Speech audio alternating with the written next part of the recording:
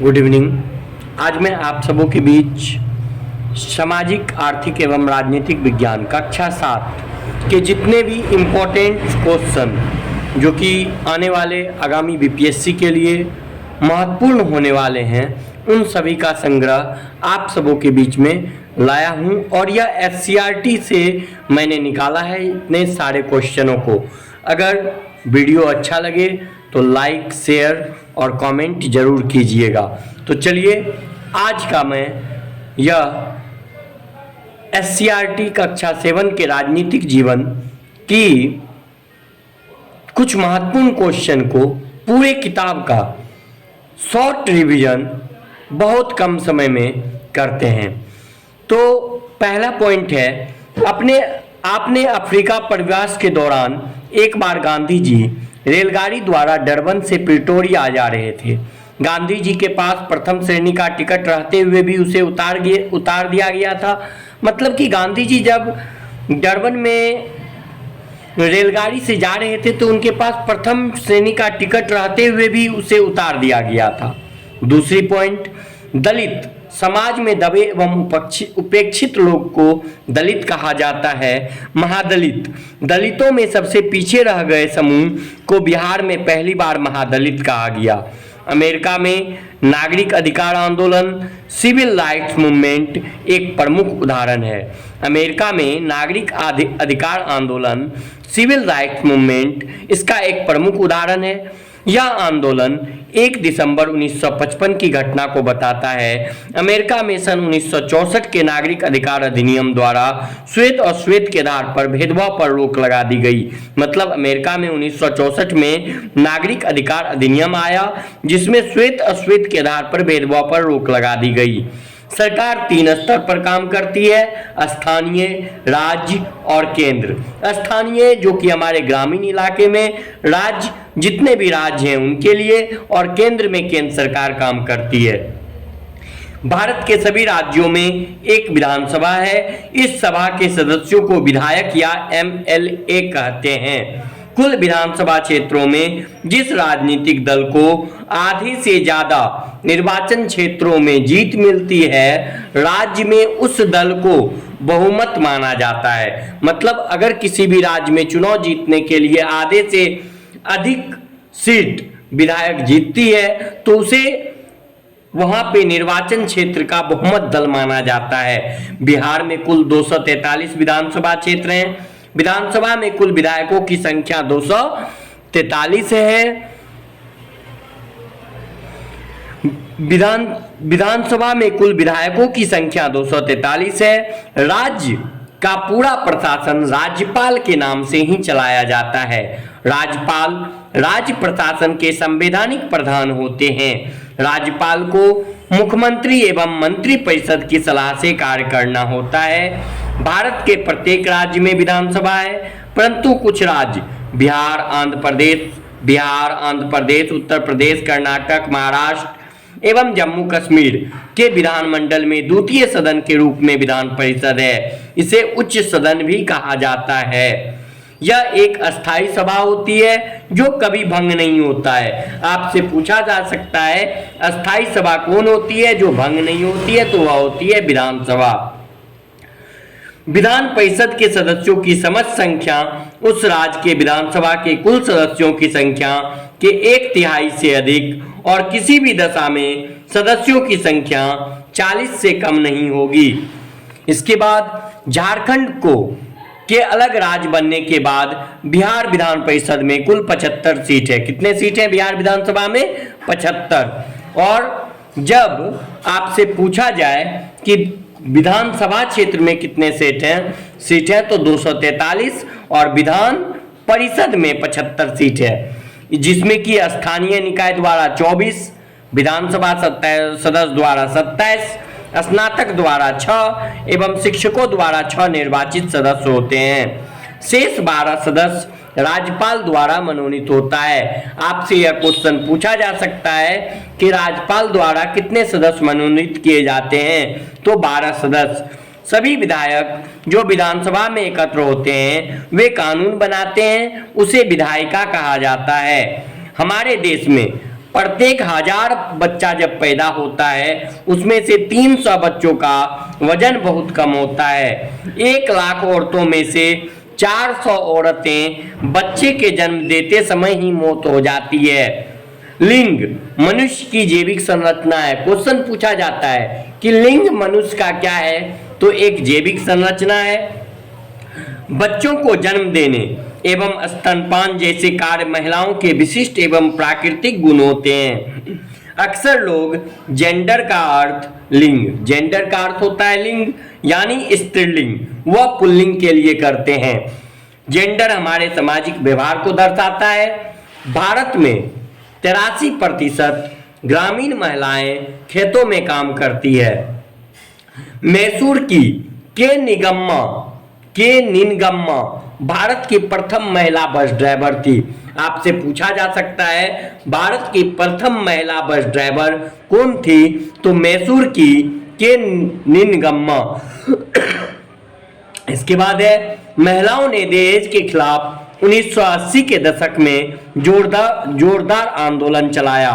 फिर है 2006 में घरेलू हिंसा उत्पीड़न कानून पीड़ित हुआ। आपसे पूछा जा सकता है घरेलू हिंसा उत्पीड़न कानून कब बना, तो 2006 में। मीडिया अंग्रेजी शब्द मीडियम से लिया गया है। मीडियम का अर्थ माध्यम होता है। बहुत समय पहले कबूतर को उड़ाकर, तुरही बजाकर, डुगडुगी बजाकर या ढोल बजाकर संदेश पहुंचाने की प्रथा थी। मनरेगा महात्मा गांधी राष्ट्रीय ग्रामीण रोजगार गारंटी अधिनियम।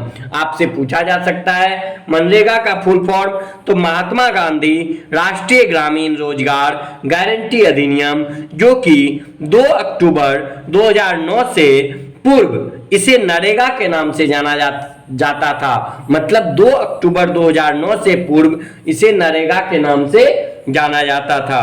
संचार माध्यम एक स्वस्थ लोकतंत्र को आकार देने में महत्वपूर्ण भूमिका निभाती है। अपन समाचार का नया नाम ऑल वुमेन न्यूज नेटवर्क के नाम से जाना जाता है। अपन समाचार का नया नाम ऑल वुमेन न्यूज नेटवर्क से जाना जाता है। हमारी त्वचा में, अब त्वचा जो गोरा होता है या काला होता है, इसका कारण क्या है, तो मिलेनिन नाम का पदार्थ हमारे शरीर में होता है, जिस कारण कोई भी व्यक्ति गोरा या काला होता है। कौन सा पदार्थ? मिलेनिन। याद रखिएगा कि मिलेनिन नाम के पदार्थ के कारण हमारे त्वचा का रंग काला या गोरा होता है। मिलेनिन हमें सूरज की नुकसानदायक पराबैंगनी किरणों से भी बचाता है। मिलेनिन जो है हमें सूरज की नुकसानदायक पराबैंगनी किरणों से भी बचाता है। जो लोग वस्तुओं के उत्पादक और उपभोक्ता के बीच की कड़ी होते हैं उन्हें व्यापारी कहा जाता है। हल्दी बिहार के विभिन्न जिला से, जीरा अन्य राज्य से, काली मिर्च और गरम मसाले दक्षिण भारत से हमारे यहाँ आते हैं। अब आता है तालाब में उपजने वाला एक जलीय उत्पाद है मखाना का। आप लोग नाम सुने होंगे। देश में मखाना के कुल उत्पादन का 85% हिस्सा बिहार में होता है। देश में मखाना का कुल उत्पादन का कितना प्रतिशत? 85% उत्पादन बिहार में होता है। दरभंगा, मधुबनी, समस्तीपुर, सहरसा, सीतामढ़ी, पूर्णिया, कटिहार, किशनगंज ये सभी जिले मखाना के उत्पादन में अग्रज भूमिका निभाते हैं। हाबी बोहार गांव दरभंगा जिला में स्थित है। आपसे पूछा जा सकता है हाबी बोहार गांव कहाँ है, तो वह दरभंगा जिले में स्थित है। इस गांव के आसपास कई छोटे बड़े तालाब हैं जिसमें मखाना की खेती की जाती है। अब है गुड़ी। मखाना के कच्चे फल को गुड़ी कहते हैं। मखाना का जो कच्चा फल होता है उसी को गुड़ी कहा जाता है। क्या कहा जाता है? गुड़ी। इन गुड़ियों से विशेष प्रकार द्वारा मखाना का लावा प्राप्त होता है। तालाब से गुड़ियों को 3 बार में निकाला जाता है। कितने बार में? 3 बार में। प्रथम बार में मजदूर अधिक गुड़ियों को इकट्ठा कर लेते हैं। 2.5 किलो गुड़ी से 1 किलो मखाना का लावा प्राप्त होता है। आपसे पूछा जा सकता है कि 1 किलो मखाना में कितने किलो गुड़ी होना चाहिए तो 2.5 किलो। लावा बनाने वाले लोग 3 किलो गुड़ी के बदले 1 किलो लावा देते हैं। मतलब जो लावा बनाता है वह 3 किलो गुड़ी के बदले 1 किलो लावा देते हैं। 2.5 किलो गुड़ी का लावा बनाने की मजदूरी आधा किलो गुड़ी होती है। 2.5 किलो गुड़ी का लावा बनाने की मजदूरी आधा किलो गुड़ी होती है। चावल रोहतास जिले के चावल मिल से आता है। बिहार के दक्षिण पश्चिम क्षेत्र में स्थित रोहतास, सासाराम, कैमूर, औरंगाबाद, भोजपुर एवं बक्सर जिला को धान के कटोरे के नाम से जाना जाता है।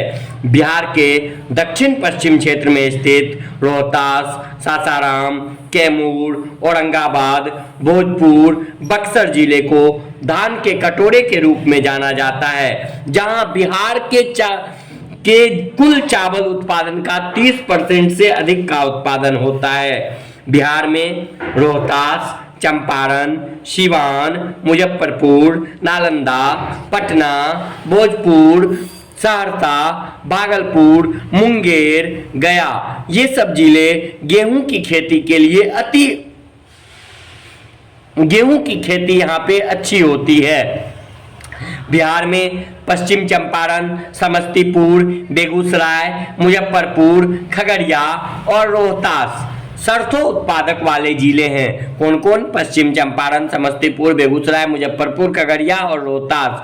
यहाँ पे सरसों उत्पादक होते हैं। बिहार मक्का का प्रमुख उत्पादक राज्य है। बिहार जो है वह मक्का का प्रमुख उत्पादक राज्य है। कोसी इलाकों से जैसे नवगछिया, मानसी, सिमरी बख्तियारपुर, सेमापुर, गुलाबबाग मक्का रेलवे द्वारा पंजाब, हरियाणा, उत्तराखंड तक जाता है। पटना